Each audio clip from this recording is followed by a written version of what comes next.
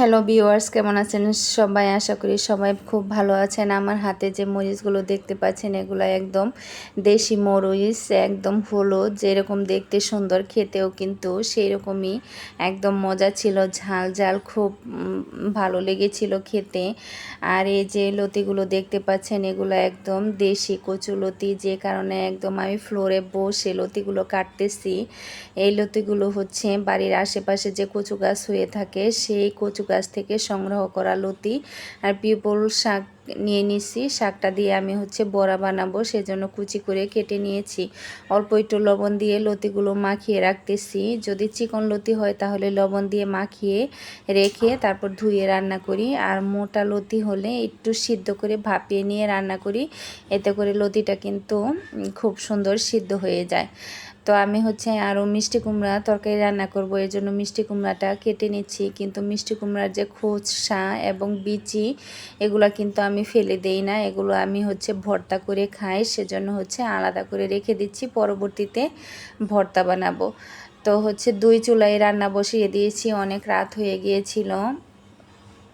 সন্ধ্যার সময় থেকে মেয়েকে খাওয়ানো দাওয়ানো ব্যায়াম করানো সব কিছু করতে করতে অনেক রাত হয়ে গেছে। এখন দেখা যায় কি এক চুলায় রান্না করতে গেলে অনেক সময় লেগে যাবে।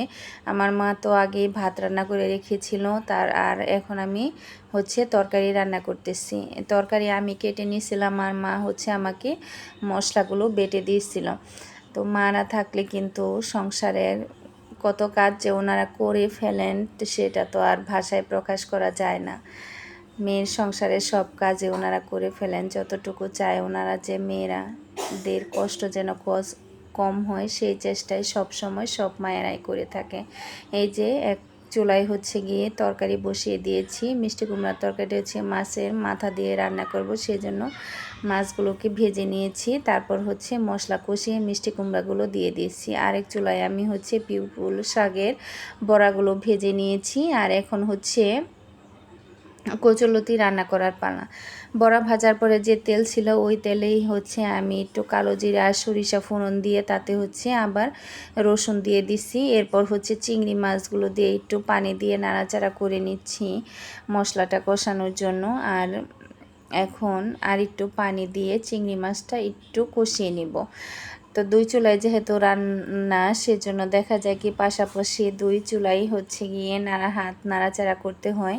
তো পানিটা যখন শুকিয়ে আসছে একটু, তাতে হচ্ছে গিয়ে আমি আবার লবণ হলুদ তারপরে হচ্ছে কাঁচামরিচ দিয়ে পুরা মশলাটাকে আর একটু কষিয়ে নিয়ে যখন তেলটা ভেসে উঠেছে তারপরে কচুরলতিটা দিয়ে দিছি।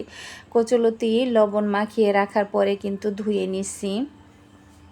আর যেহেতু আগে লবণ মাখিয়ে রাখছিলাম এজন্য রান্নার সময় কিন্তু অল্প পরিমাণ লবণ দিয়েছিলাম। এই কচুরলতিটা খেতে এত মজা লেগেছিল, দেশি কচুরলতি, এক ফোঁটা পানিও দিতে হয় নাই, কত সুন্দর সিদ্ধ হয়ে গেছে। অনেক দিন পর এত মজার খাবার খেলাম।